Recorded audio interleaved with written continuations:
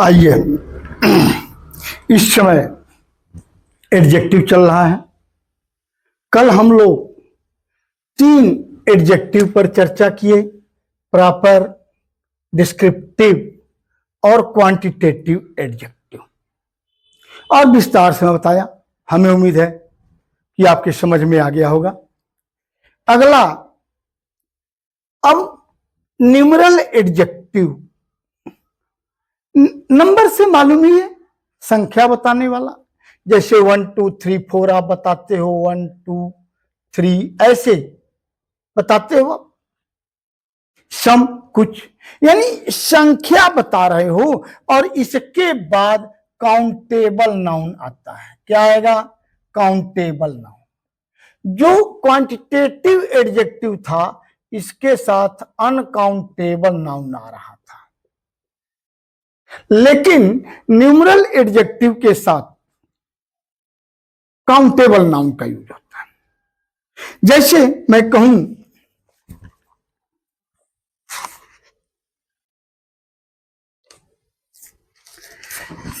I have 2 books.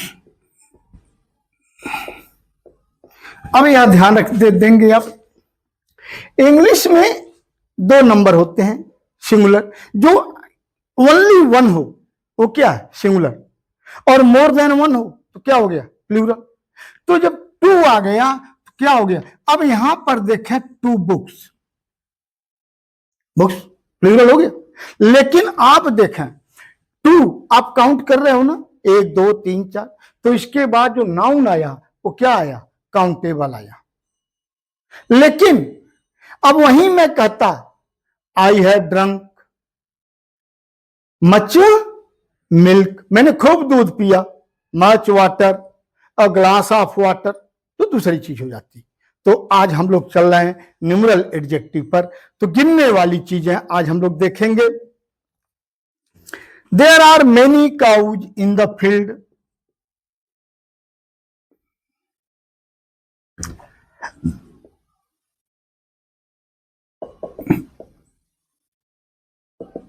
ध्यान देंगे, many ज्यादा हो गया ना, काउज, काउज क्या है? काउंटेबल हो गया। There are many cows in the field. ध्यान देंगे, अभी इस पर भी इसके बहुत काइंड्स हो जाते हैं, अभी बताता हूं आपको। You have 4 pens.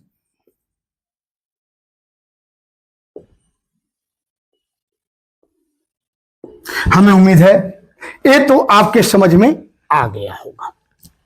लेकिन ये जो आप देख रहे हो 1 2 3 4, तो इसके काइंड्स हो जाते हैं बेटे,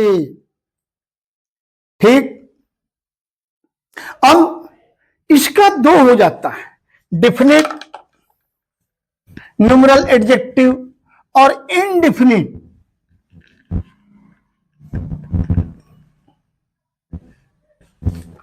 डिफिनिट न्यूमरल एडजेक्टिव। इसके 2 भाग कर दो, और इनडिफिनिट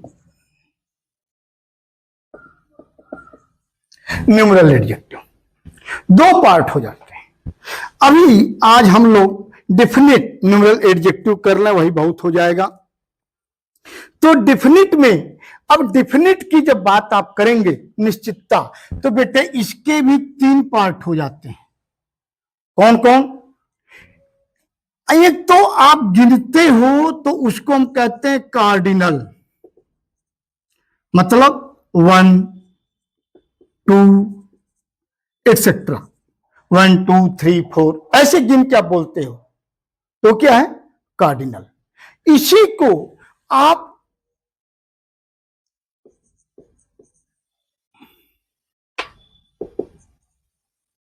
ऑर्डिनल, ऑर्डिनल में क्या होता है?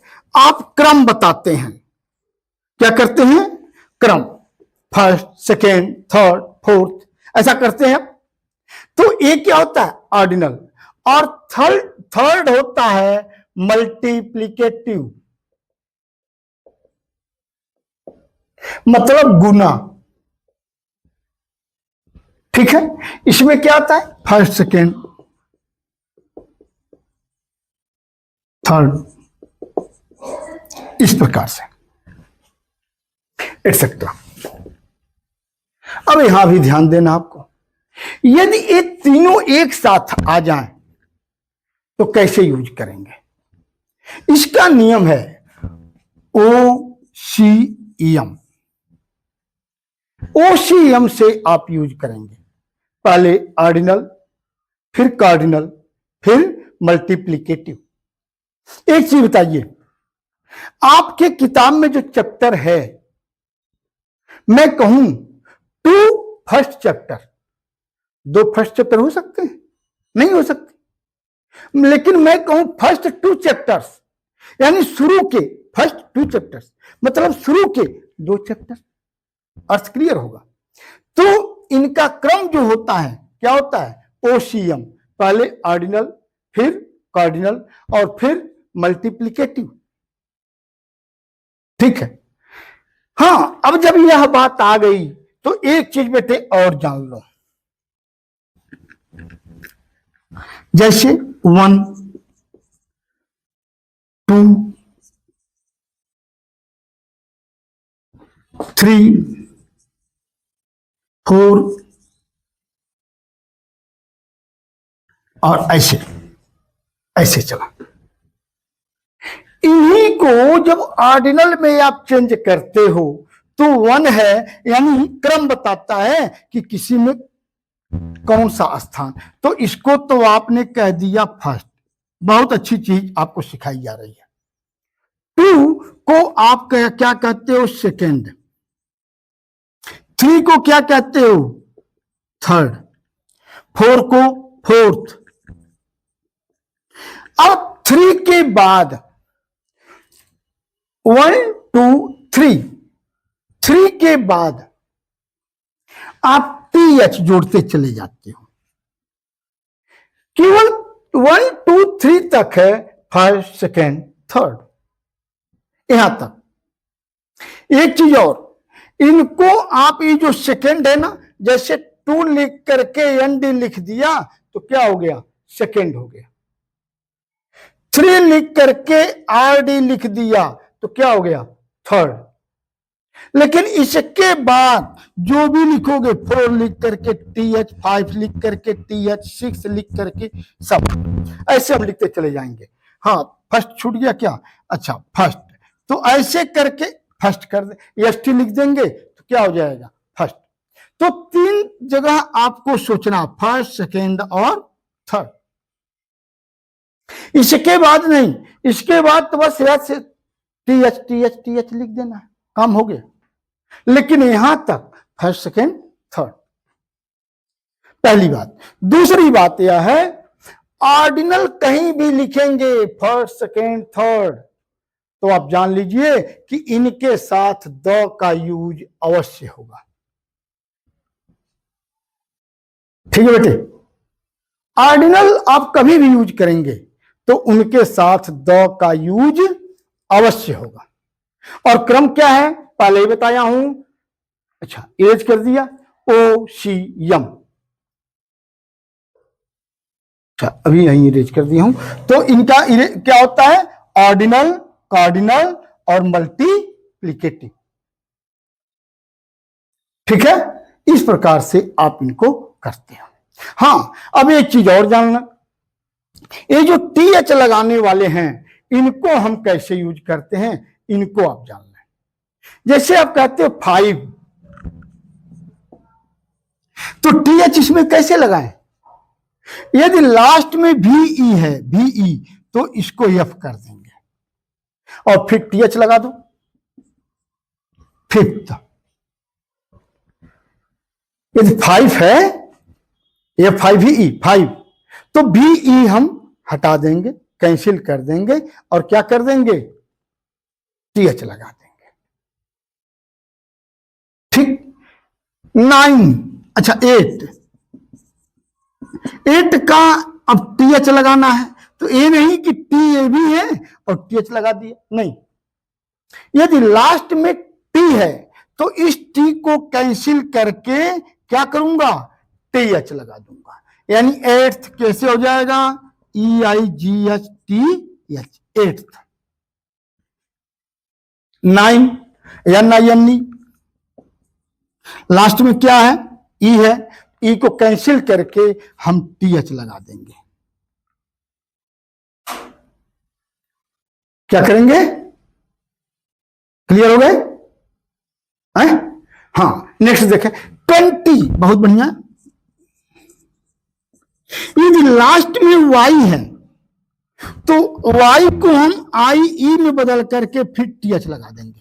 20th, 30th, 40th, ठीक है ना। Y नहीं रहेगा, Y को हटा करके तब फिर IE में बदल करके TH लगा देते हैं। यदि लास्ट में E है तो E को हटा करके TH लगा देंगे। क्लियर? हमें उम्मीद है बेटा आपके समझ में आ गया होगा। आइए और देखते हैं।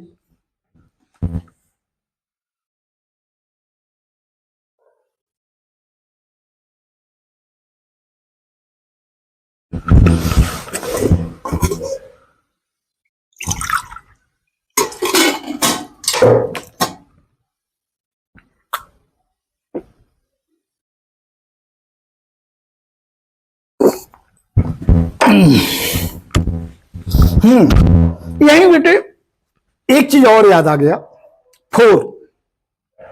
तो 4 और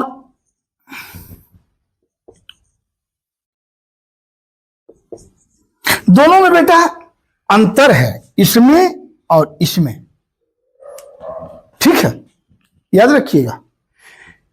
इसका मतलब हो गया चौथा, ध्यान दीजिएगा, ऐसा बेटा कंपटीशन में देता है, और इसका मतलब क्या होता है आगे,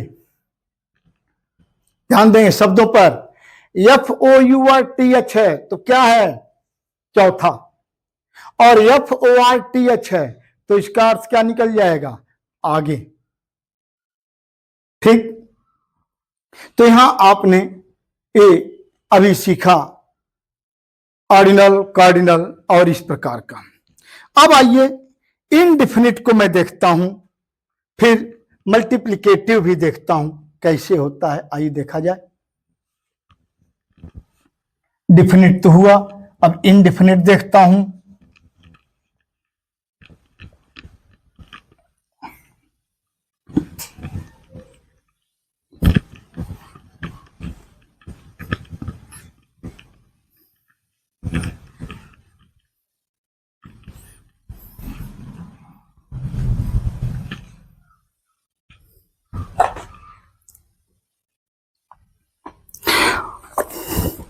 अब ऐसी संख्या आप ही सोचो जो निश्चित ना हो, जैसे सम, एनी, नो, सर्टेन। हाँ, एक चीज और कहूंगा, सर्टेन मीन्स आप जानते हैं निश्चित, सही जानते हैं आप, गलत नहीं जानते हैं, आप सही जानते हैं। लेकिन दिन के बाद या किसी, और सर्टेन मैन ऐसे कहा जाए, यानी किसी आदमी से मैं, I met a certain man, मैं किसी आदमी से मिला था, ठीक है।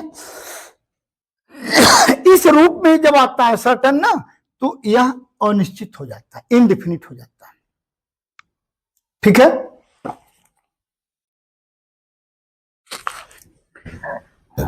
सेवरल, अनेक, ये नहीं मालूम है कितना, ठीक है, इनडिफिनिट हो गया। फ्यू, मेनी, और ऐसे, अच्छा आल भी ले लूं, कम से कम आल और एटसेट्रा, इतना तो गनीमत हो जाए। ये सब क्या है, इनडिफिनिट बताते हैं, ठीक। हाँ, अब इसी में मैं कुछ चीजें बताऊं। सम,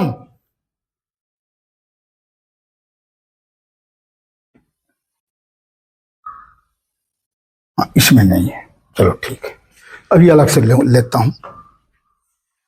कुछ शब्द हैं जो कि डेफिनिट और इनडेफिनिट दोनों में यूज होते हैं, तो यहां पर नहीं है, तो इस नाते आपको समस्या नहीं है। तो ये सब शब्द क्या है? इनडेफिनिट है, अनिश्चित, यानी जो निश्चित संख्या न हो लेकिन काउंटेबल हो, हम काउंट करते हूं, तो क्या हो गया? Indefinite numeral adjective.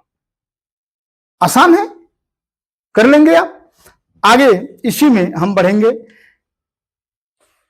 अब मल्टीप्लिकेटिव अभी जो मैं समझाया था आपको, वो मैं भूल गया, आइए देखते हैं। अब मल्टीप्लिकेटिव, जैसे 1 तो है तो सिंगल, वहां तो कुछ सोचना ही नहीं है, लेकिन 2 है तो आप क्या करते हो? डबल, ये लिखते हो, या 2 फोल्ड, यही करते हो ना, दुगुना। चलो भाई 3 का क्या करते हो आप? ट्रिपल या ट्रिपल या 3 फोल्ड, 3 गुना मल्टीप्लिकेटिव। 4 है तो क्या करते हो आप? क्वाड्रुपल,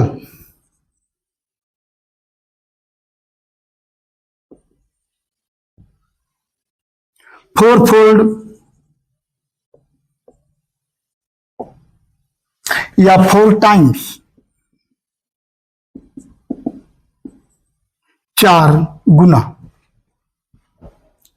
ठीक, यही 5 है, तब क्या करते हैं आप? 5 टाइम्स। अब इसके बाद 5, 6, 7 जो भी आएगा, हम क्या कर लेंगे? उसमें टाइम्स को जोड़ देंगे, 4 टाइम्स, 6 टाइम्स, 7 टाइम्स। लेकिन यहां पर यहां तक चलता आपका डबल, ट्रिपल, ट्रिपल, ये दोनों याद रखिएगा, क्वाड्रुपल। ठीक है, तो ये बेटा क्या हो गया? मल्टीप्लिकेटिव। अब यहीं पर एक चीज और आपको जानना जरूरी है, यहीं पर जान लीजिए। इसी में ये सब आपके न्यूमरल एडजेक्टिव का ही पार्ट चल रहा है अभी, इसीलिए मैं कल आपको इसको छोड़ दिया था कि लंबा हो जाएगा।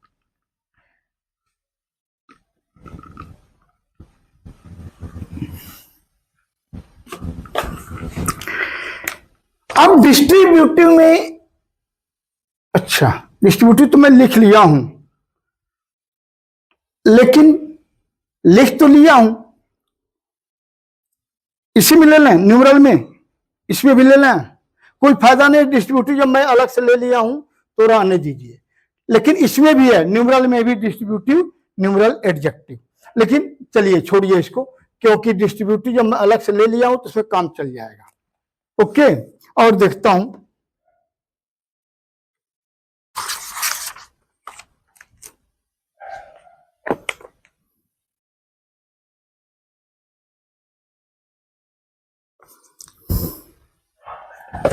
हाँ, मैं आपसे कह रहा था, वो क्लियर करना जरूरी है कि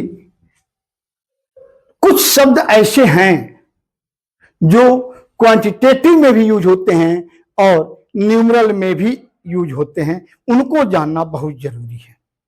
कौन कौन है? जैसे मैं कहूं सम,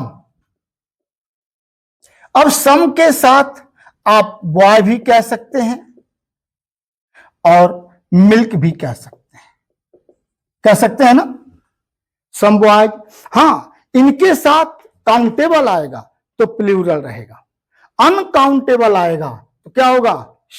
अनकाउंटेबल नाउन हमेशा ही सिंगुलर यूज होता है, कभी भी प्लूरल नहीं होता। एक बात। दूसरी बात, आप कैसे जानेंगे कि न्यूमरल एडजेक्टिव है या क्वांटिटेटिव एडजेक्टिव? कैसे हम जाने? इसके जानने का तरीका क्या है? उसके बाद का हम नाउन देखेंगे, ये जो काउंटेबल है तो न्यूमरल एडजेक्टिव है, उसके बाद का नाउन यदि अनकाउंटेबल है तो क्वांटिटेटिव एडजेक्टिव है। इतना तो क्लियर हो गए। अब यहां शब्दों को जान लें आप, some, no, an of any all. तो ये जो शब्द है आप जान लें, इनके बाद का आप नाउन को देखेंगे, यदि वो काउंटेबल है तो न्यूमरल एडजेक्टिव हो जाएंगे, अनकाउंटेबल हैं तो क्वांटिटेटिव एडजेक्टिव हो जाएंगे। आज यहीं तक, इसके बाद कल हम आगे बढ़ेंगे।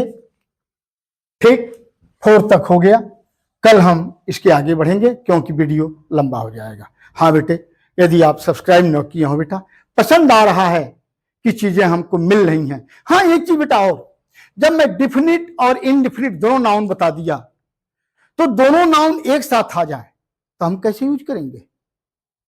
बहुत अच्छा बेटा, ईद त्योहार तो मनाते हैं सब लोग, तो बहुत अच्छा बेटा ईद याद कर लो। ईद, आई फॉर इनडिफिनिट और D for definite. I for indefinite और डी फॉर डिफिनिट। ईद को बेटा याद कर लो, एक काम करेगा।